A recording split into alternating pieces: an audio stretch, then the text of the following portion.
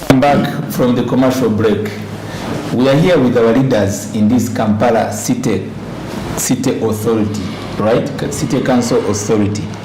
And I introduced them that one is the RDC. Now, of course, because of the new change, the commissioner, that's the right title, his title. And meaning, in charge of Kampala Metropolitan, a bigger area, which is bigger than how it is, number of other divisions and so forth. He's overseeing, I can say, number of other DCs. So having him here, it is not by accident, it's deliberate. And my expectation, especially from him as our guest and to you, the viewers, is that he has the technical knowledge of what they believe Kampala is supposed to be and what he has done. Much as he has an arm with the political representation, especially the head of state, but basically we are looking at what exactly technically are we supposed to see the Kampala we need to see and other urban cities. And to him, Mr. Hakim, Honorable Hakim Kiza, the Lord Councillor for Baga North, representing now the KCCA special as a Minister of Works and Physical Planning, the time has been a Lord Councillor. There is also what he expected to contribute to the economic livelihoods of the people of Kampala. And my plea to them is that we will not hinge much more on politics. When we talk about strategic economic successes, this is dealing with the factors of production. This is dealing with the socio-economic programs of the government. How has they helped our people to have a future? Because politics come and go, leaders come and go, but people will remain and the nation will remain. Having said that, for purpose of guiding our discussion, I'd like to welcome again, dear Lord Councillor, especially in the budgets you've approved and whether the tangible, transformation of the people. Do we see any success or it's much more of challenges? You are free to talk to us. Thank you very much. Yes, sir. First of all, there is no way you can talk about the successes. You talk about the budget and you forget to talk about leaders and politics. Mm-hmm. I want to be clear on that. Mm-hmm. Because it is the leader, the politicians who have the responsibility of working out budgets. So by all means you have to talk about political leaders and other leaders. That's why in my introduction I acknowledged the existence of the political leaders and the technical leaders led by the ED and the town clerks. Mm-hmm. I was saying that the structure of Kampala has a challenge because it has a number of power centers. There are those leaders who are elected by the people. Those are political leaders like me. And there are those leaders who are appointed by the president. Some of them are the RDCs, the ministers, because the RDCs are six RCCs. Mm. They are senior and the deputies for each division. We have the ministers, the senior minister and the state minister for Kampala entirely.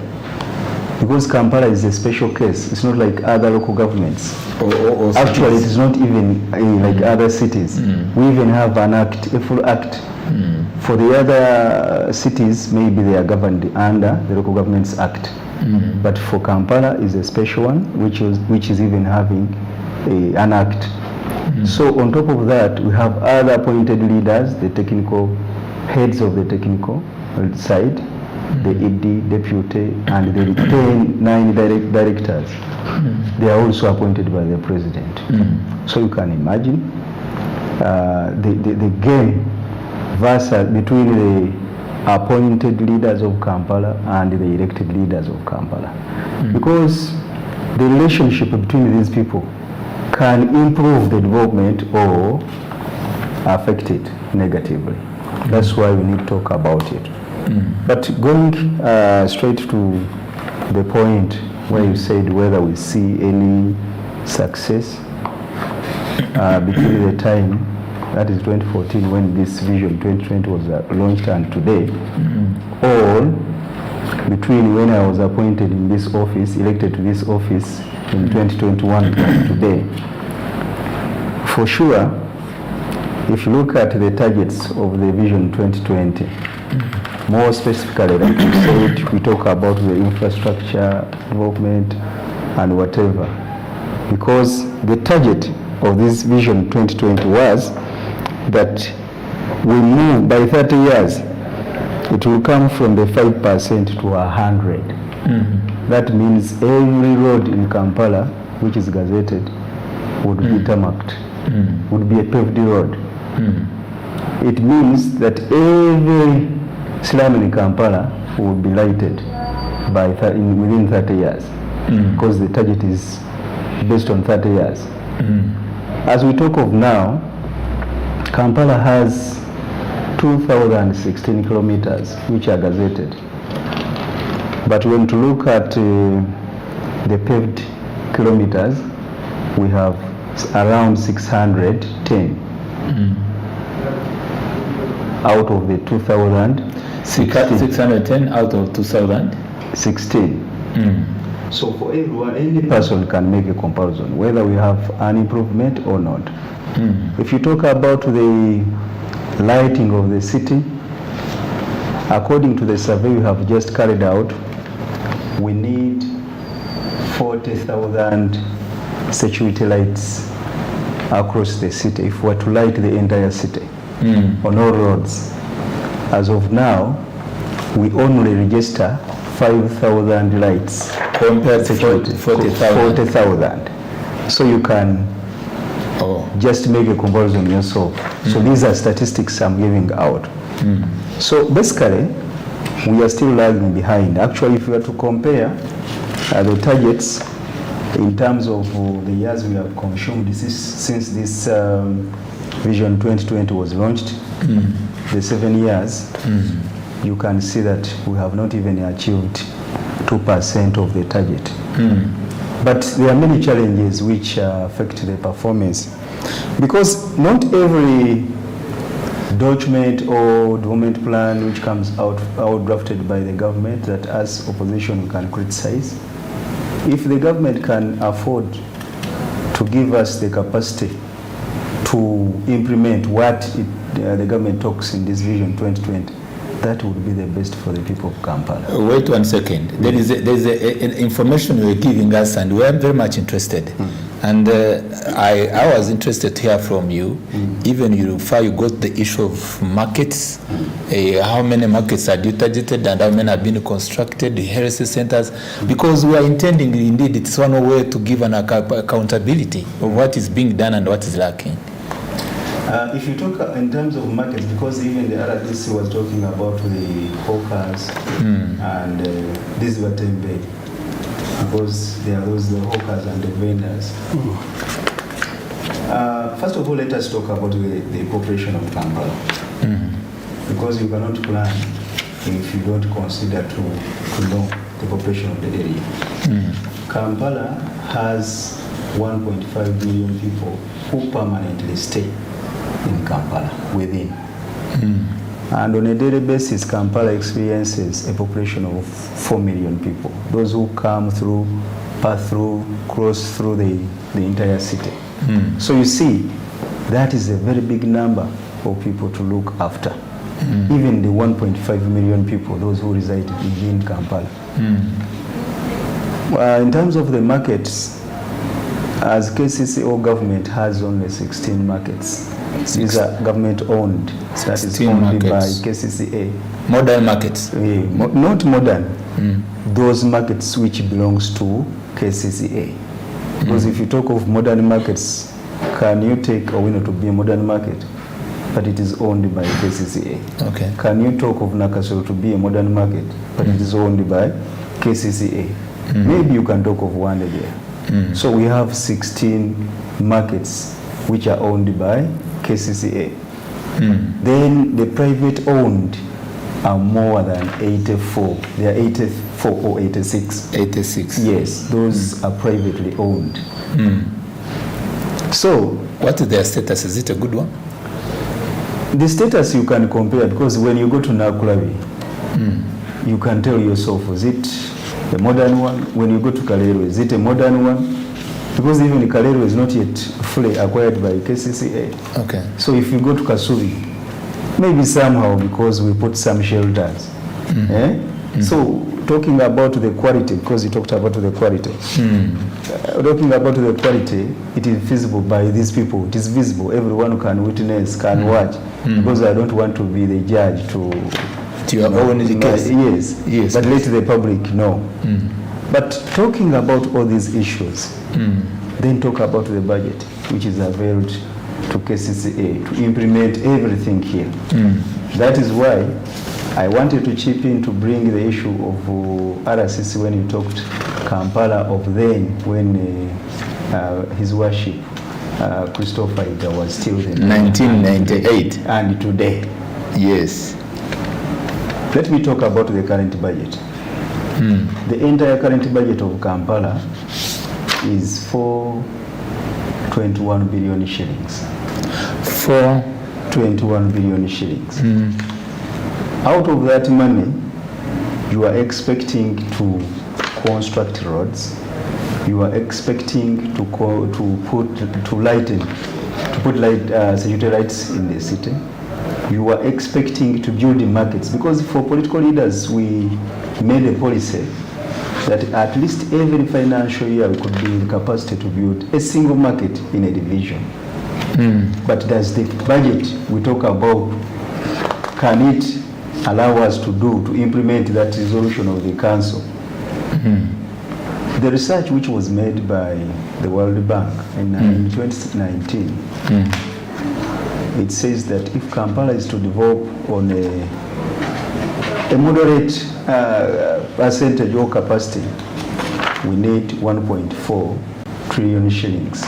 Compared to 241. Compared to 421 billion. It is not even half of the money which is estimated, at least, because they use the word at least, if it is to move moderately. But even half of it, it is not attained. Who is supposed to work out this budget? For us as leaders, we have a duty, because we are in the times of the budget called circular, first budget called circular. The process starts in this month. We work out a budget, we propose a budget, endorse it from our council, then forward it to the parliament. But even the Ministry of Finance has made what we call ceilings, MTF ceilings, that when you are planning, you're not supposed to plan exceeding 450 billion shillings. They put a ceiling. So one would think that if I'm the one to have that powers of working out a budget, why don't I plan that money I need to make constructions? But you have a ceiling. We have ceilings. They go further, even to put those ceilings on particular projects and items where you, the leaders who move around your area, where you represent Rubia, that you cannot go ahead to say that I have 2 drainage channels, each one has 5 kilometers, let me pick one. They go ahead to put a limit that you are not supposed to exceed 20 kilometers of drainages, you're not supposed to exceed 30 kilometers of roads, you're not supposed to exceed 1,000 street lights, you know, you're not supposed, this year you're not build any market. So you find that it is entirely the government itself failing its proposal. Okay, you hold on that, and you have ably articulated the situation, what we call in research situation analysis, and you've analytically reviewed what is happening for Kampala City Council, and as you said, the judge are over there, and maybe they will be giving in their views on Twitter, as you know, at Smart 24 TV. Our dear Commissioner for Kampala Metropolitan, building on what we are looking at, the strategic economic successes and the challenges for the realization of Vision 2040. We know, as you stated it, the government has a responsibility to ensure that this vision is achieved, and you mentioned also that to awaken people to make sure that they work. And on one of the targets, if I refer back to the development plan, which you were talking about, especially the third one, there is supposed to be affordable housing, there's supposed to be improved transport infrastructure, there's supposed to be a booming industrial sector, there's supposed to be a booming business entrepreneurship, and above all, job creation in urban areas. The government has a number of programs which are not only limited to rural areas. To your analysis, do you think that the government program that you are the overseer, the supervisor, has impacted the livelihoods of the people of Kampala? You see, if one asked whether Smart 24 has impacted on the lives of Ugandans, it would be very logical. Really? If one said it has not. Yes. But at the same time, there are those who it has not touched. I understand. So obviously, the structure of government and the budget of government, Kampala Authority, has to some extent performed. Have to some extent performed, although it may not be 100%, although it may have some critical areas it has not touched. But for instance, let me give you an example. In 2013, before this document was launched, Comrade Akim can tell you, 90% of the roads in Kampala were potholes. 90%? Yes. Now which percentage, if you were given that, maybe some... Since he's the Minister of Works, he will tell us the percentage, but me, I use physical eyes. Okay. Because I pass on these roads. Okay. You say? Last week... You give us later last that, week, I just want to pick. Last week... The potholes, the percentage. Last week, I passed in Zambia, opening to Chichibuye. I left that place was in the last sometimes it was a total disaster. I passed on a first class madam, I mean the tarmac, with lights. So much as they have not managed to achieve all they would be tarmac roads, but I think they picked up critical roads, critical major roads that can reduce on the jam, and they have tarmacked them. I think it was yesterday, but one, I saw the ED signing a memorandum with some company. I think it was about 270 kilometers of road, tarmac road. So you can, but and also when you compare the number of street lights that are there now, you cannot compare them with the 213. 213. Although majority of the population where they live in some areas, the tarmac roads are not yet present there, and the street lighting is also not present there. Bana Commissioner, have you taken care of his assessment of the expected security light? Yes. Which is supposed to be 40,000. And he also acknowledges that yes, there's some security lights, but compared to what's needed, he was giving us statistics. It is 5,000. That's what I've said. They have picked out what they make. I don't know the reasons, but to me, from the security aspect, I think they picked out critical roads in some areas, which they tarmacked and put lighting. But I also gave a rider that in most of our slum areas where our people live are not tarmacked and they are not lit. Yes. But to me, it's not a question of lighting and tarmacking. You know, I have an economics background. I hear you. As long as majority of our people still sleep hungry, in Uganda here we use a word, baliya chimu. As long as abana Uganda bacharya chimu, they are still eating one meal. 1 second. Don't you think this light can boost business entrepreneurship when light is on? We have cities. We have cities like Nairobi, and for them they say there's no time for sleeping, and everywhere lights on, people are working. And you inspired me where you said that you could want to have a population which is not lazy. Yes. So now they can have an excuse and say they don't have lights. But where I have a disagreement Yes. with my colleague Akim, the law, the act, singled out the authority to be the ones to make policies that can even cause that kind of arrangement you're talking about. Yes. So to me, if I was in charge of the city, making laws or policies, would say these places where we have managed to tarmac and light, we are going to provide security. Ugandans in those areas can work 24 hours. 24 hours, exactly. And you work on the debate. I could love that one. Because there are some areas where really you pass, you find they are lit, they are tarmacked. What remaining is to provide security and people, what they call night business. Night business. Yes. They do night business.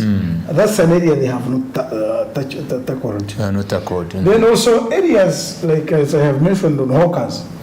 There are those able-bodied youth who can manage to walk. A hawker is a person who walks with items. With business, mobile business. Group them into associations. Then make sure they are assessed formally. Not staying in one place. Has your office supported that, and is there progress? Unfortunately, my office is new, very young. Yes. I think 4 months now. I'm willing to partner with the authority. To partner with the ED, because I come from the angle of the executive and the RCCs. I'm in charge of the RCCs now. I'm willing to partner with them because whether elected, whether appointed like me, whether those who did interviews like the ED, all of us, we have one responsibility: service delivery. Service delivery to the people. So to me, I'm available, I'm a call away, and I'm more than willing to discuss with everybody to make sure that our people in Kampala get what we may call effective service delivery in terms of household income. Thank you so much. Such that their lives can be different. Because what we envisage in the Vision 2040 cannot come tomorrow. It requires a lot of money which we don't have. 1 second. But in economics, it's what we call, in accounting, is what we call work in progress. As your eyes are targeting Vision 2040, in the meantime, there are things we can work on ad hocly and make our people work legally and unlegally, but at the same time, we are not forgetting the bigger picture. Okay, we are going for a commercial break, and we'll be coming back. One of the undeniable questions that I will pose on our table here is the recent parish development model, whether it is making a headway on or whether there is nothing much. But we hope maybe there is something to note. Lord Councillor Hakim, maybe you have a lot that you also recall in that regard. Let's go for the commercial break. We have a good time here to look at the Kampala and the urban cities we want, especially for the improvement of the economic livelihoods of the people. Stay tuned. See you in the next session.